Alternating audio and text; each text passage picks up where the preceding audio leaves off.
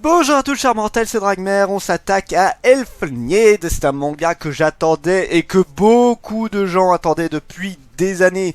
D'ailleurs à la base je voulais même faire une vidéo un petit peu info par rapport à tout ça pour vous parler un petit peu de tout ce qui s'est passé vis-à-vis de ce manga. Je pense que je le ferai un jour donc on va éviter de trop détailler tout ça. Je vais vous faire un bref résumé par rapport à tout ça. C'est à la base, il y a eu en France on a eu que l'animé, on n'a jamais eu le manga et c'est un animé que beaucoup de gens avaient apprécié ou en tout cas avaient marqué puisque beaucoup de personnes de ma génération ont commencé les animés avec Elfenlied parce que ça faisait partie voilà des titres ultra connus parce que c'était très gore, parce que l'histoire était triste, tout ce que tu voulais. Donc forcément moi il fait partie de mes premiers animés également et je me suis toujours dit soit on aura la saison 2 un jour, mais bon ça fait des années, je crois que l'animé est sorti en 2006, un truc du genre, donc on n'y croyait plus. Et voilà, on s'est dit potentiellement on aura le manga, mais pareil, ça fait des années, donc on n'y croyait plus du tout. On se dit c'est mort, jamais on aura le Elfenlied. Donc voilà, ça restait un lointain souvenir. Et un jour, nous l'avons eu en France. Merci Delcourt d'avoir fait ça. Franchement, merci Delcourt, c'est un gros plaisir. Donc bon, il y a beaucoup de choses à parler, mais je pense que je ferai une petite vidéo info pour vous raconter un petit peu tout ça. Ce sera des anecdotes, ce sera des trucs par rapport à tout ça. Bref, il y a beaucoup de choses à raconter, il faut vraiment que je fasse une vidéo dessus.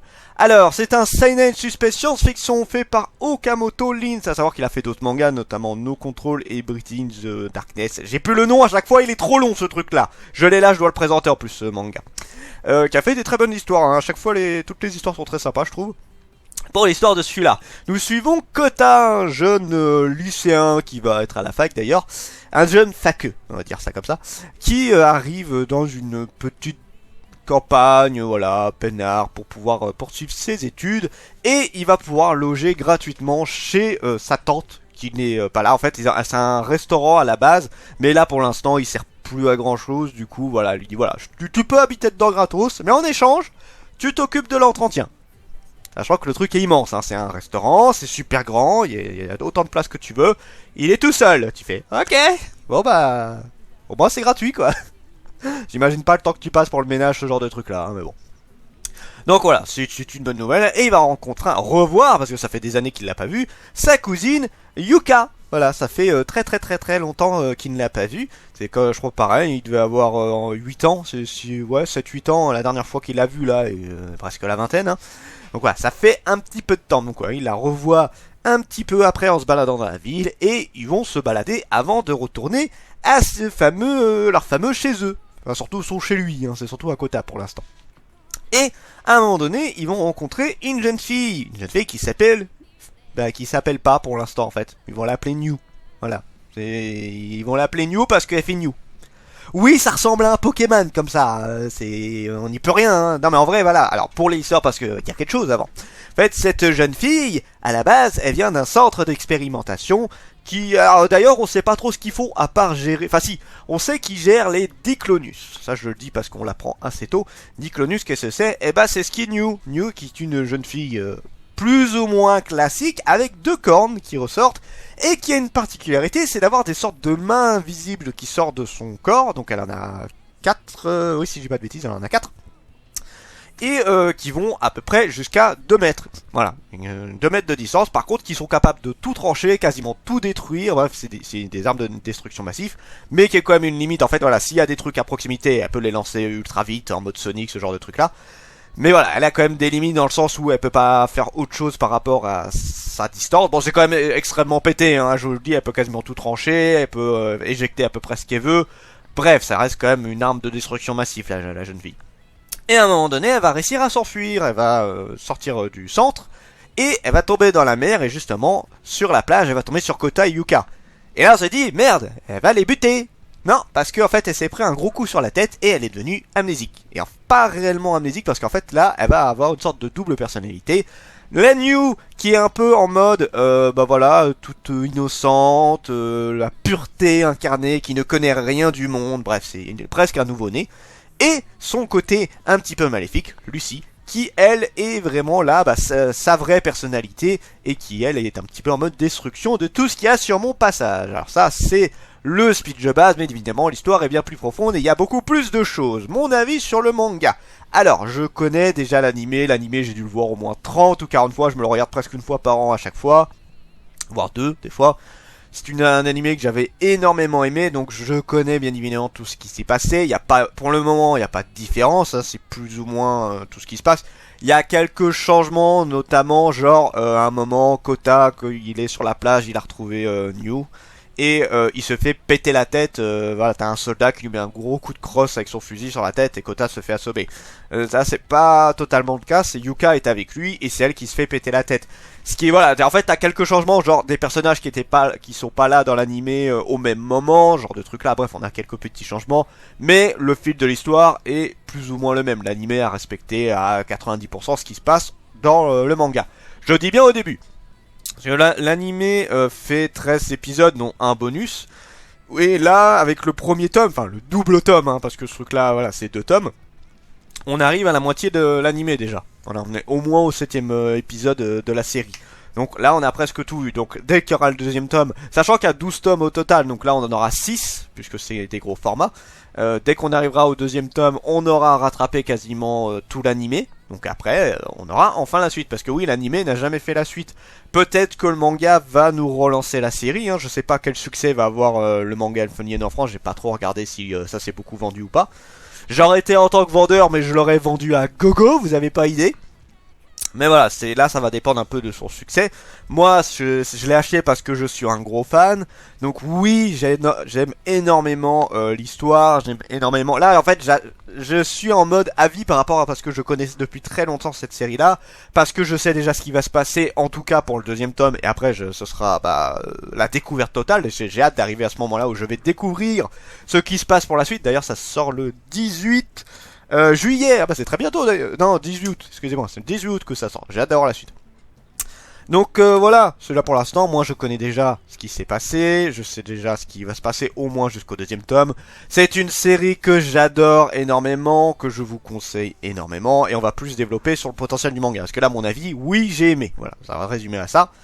L'histoire, alors c'est une histoire assez classique, j'ai envie de dire, sur le début. Voilà, c'est une sorte de créature, on va dire ça comme ça. Alors c'est des mutants en gros, c'est des mutants qui voilà sont là pour... en fait ils sont pas spécialement là pour détruire le monde, mais ils ont le potentiel pour. Leur race veut que voilà ils détruisent un petit peu l'être humain pour pouvoir être la nouvelle espèce sur Terre. Mais on a quelque chose, en fait le gros intérêt du manga, et là du coup je vais un peu plus loin que le premier tome, c'est qu'il y a quelque chose de beaucoup plus profond derrière, notamment vis-à-vis du passé de Lucy, parce que d'ailleurs dans le tome 1, c'est vrai qu'au début on n'en parle pas beaucoup, en fait on le voit beaucoup plus tard, on voit, au début on sait pas trop ce qu'elle a vécu, là pour nous elle a toujours été là, mais non elle a existé avant, elle a eu un passé avant d'être enfermée dans ce centre. Et justement, c'est ce fameux passé qui est très intéressant et qui va révéler beaucoup de choses, qui va faire un petit peu la relation entre Kota et New, parce qu'en fait, je spoil un petit peu, ils se connaissent, enfin ils se connaissent. New ne connaît pas parce qu'elle a un côté innocent, et Lucy se rappelle de Kota, mais Kota lui a perdu la mémoire à cause d'un événement tragique. Ça par contre, je vous laisse la surprise parce que c'est ultra important. Et voilà, il se déroule pas mal de choses vis-à-vis de deux, il y a pas mal de trucs vis-à-vis d'un peu tous les personnages, Lucy n'étant pas la seule Diclonus, hein, il y en a d'autres. Voilà, il y a beaucoup de choses par rapport à l'histoire, c'est un truc qui m'avait beaucoup marqué à l'époque et j'ai hâte d'avoir la suite. Pour les personnages, alors ça dépend lesquels, on a un peu de tout. On a Kota qui est un peu le mec totalement classique. Bon, est-ce que je vais dire que c'est un pervers ou un truc du genre? Non, il est un jeune garçon. Bah non, parce que j'en avais vu, ah là, il est du genre à vouloir tripoter ça. C'est un jeune homme dans la fleur de l'âge. Forcément, il est intéressé par le corps féminin. J'ai envie de te dire, ça me choque pas trop, toi. Il est célibataire en plus. Bah bon, voilà quoi. Non, non, en vrai, je trouve assez classique Kota. Le seul intérêt qu'il a pour moi dans l'histoire, c'est son passé et sa relation avec Lucy. Yuka, elle, est pareil, est extrêmement classique. C'est la jeune fille. Bon, on le sait dès le début, hein, on le voit en 2 secondes. Yuka est amoureuse de son cousin, donc Kota.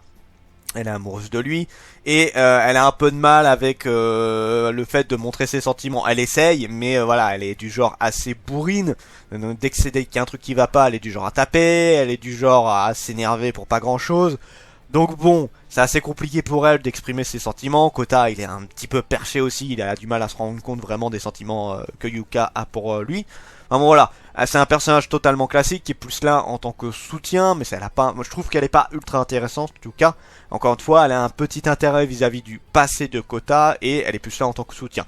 Le gros point fort du manga, ça reste Lucy, les autres Diclonus.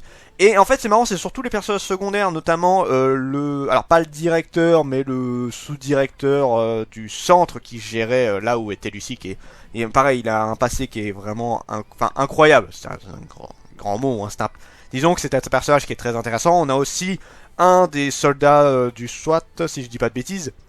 Du SWAT, c'est ça, qui est un gros malade mental, mais pareil qui m'avait énormément marqué pour plusieurs raisons. En fait, on a pas mal de petits personnages qui sont très sympas et qui font que l'histoire reste très agréable à suivre. Pour le dessin, alors c'est un dessin qui a vieilli, hein, qui a assez mal vieilli, je trouve. C'est pas super beau. Voilà, c'est clairement, c'est pas des dessins qui sont super beaux. Souvent, en plus, si vous savez, on a le cliché des yeux immenses. C'est du qu'on a l'habitude de voir dans les vieux mangas, ce genre de truc là. Là, c'est entre deux en fait. Moi, je suis habitué. J'ai vu pas mal de vieux mangas. Mais malgré tout, c'est vrai que là, les dessins des fêtes sont, bon, je vais le dire, je les trouve pas très beaux. Je les trouve pas très beaux. Je le savais d'avance, hein, parce que j'avais déjà vu un petit peu des scans vis-à-vis de Elfenlied. Je savais à quoi m'attendre. Mais moi je suis là du coup pour voir la suite.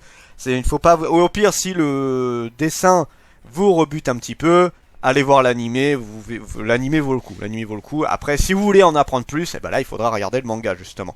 Moi je regarde surtout parce que j'ai envie de voir ce qui va se passer. J'ai tout lu, hein, j'ai pas acheté juste pour avoir Elfenlied, j'ai quand même tout relu. Donc non, là, ça reste quand même très sympa. Donc le dessin malheureusement, il est un peu difficile à accrocher je trouve. Jusqu'où le manga peut aller, alors encore une fois je connais au moins les deux gros premiers volumes. Maintenant, je sais pas trop pour la suite. En fait j'avais vu quelques scans rapidement. En fait dans l'animé je crois qu'on a...